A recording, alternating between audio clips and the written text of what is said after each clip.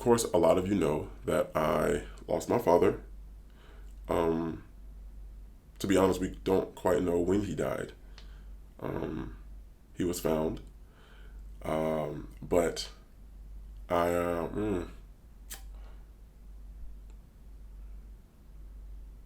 yeah.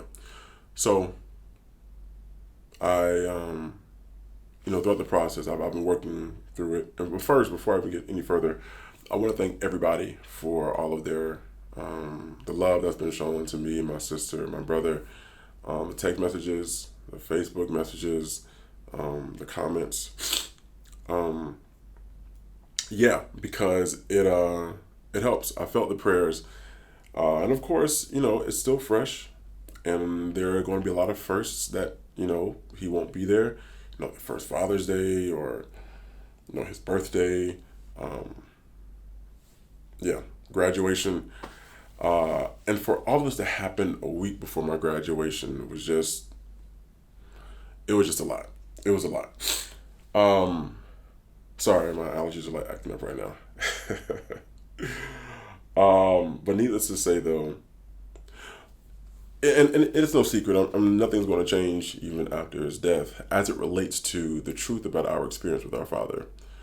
As I shared with the people at the service, it was a very the relationship wasn't like it was like with my mom and I. No, my dad could be a very difficult man, communication wise, and it made it a little tough for my siblings and I, because one thing about it, we're like, we can't have a relationship if there's no communication. But from that we gather that he just didn't really care that much. We did. He would come around when he wanted to. He would send Facebook messages, really forwarded YouTube videos. And we were like, bro, can you at least pick up the phone? Because he was known to not answer the phone if you called him today. He would probably call you a month later. And sometimes probably won't even call you. He'll just send you a Facebook post that makes no sense. None whatsoever. But that was Ant-Man.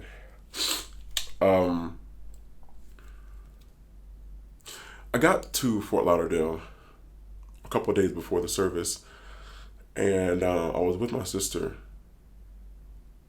and I noticed that as we were going through his stuff, my dad had some stuff on us that showed that he really did care.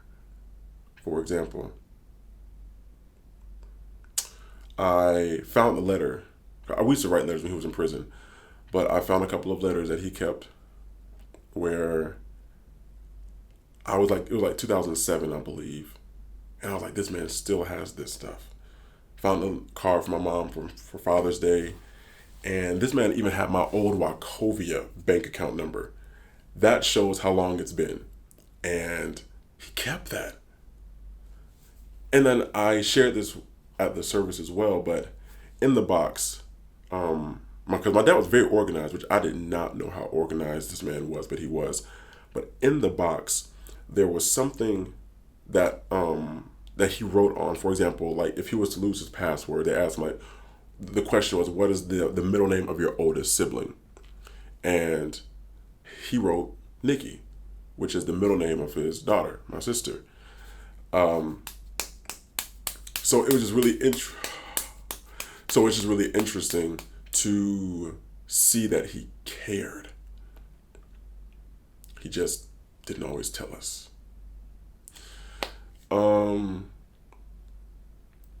But it's funny. I get to the airport the day before the funeral, no, 2 days before the funeral, and there's this man that's talking so loud, in the airport. I'm picking up my rental car, and I'm like, bro, will you shut up? Will you just shut up for real? And then I realized when he turned around, there was something on his back, and it was 87. Then, as I was driving, talking to my sister and my brother on the phone, as I was heading to the airport, I noticed I was getting off on exit 87. Now, some people are like, why is 87 so important? Well, 87 is the nickname that my dad gave me for my birthday August 7th.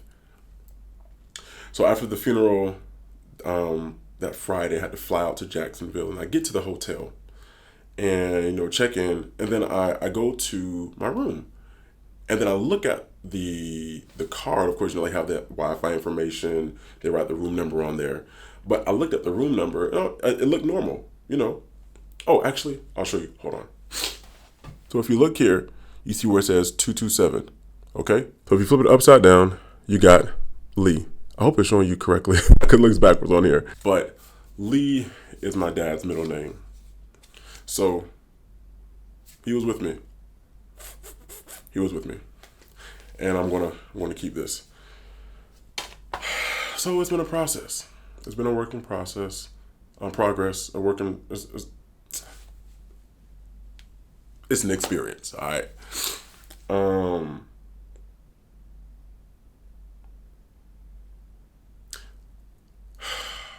I remember one time with my dad, I told him that I loved him, and he didn't say it back. That broke my heart. There were times that I shared with my dad how much of a frustration he was, because he just did not talk. He always said he came from a place where he couldn't share his feelings, and I know that men of a certain era don't do that. But just because they didn't do it growing up doesn't mean that they can't change. I know people say that, well, they're too old to change. They've always been this way. Yeah, okay, I get that people may be this way, but it doesn't mean they have to be that way permanently. I don't know. Of course, I can't wish for anything to be different, because it won't. I accept what has happened, or I'm learning to accept what has happened. So yeah. But then, graduation.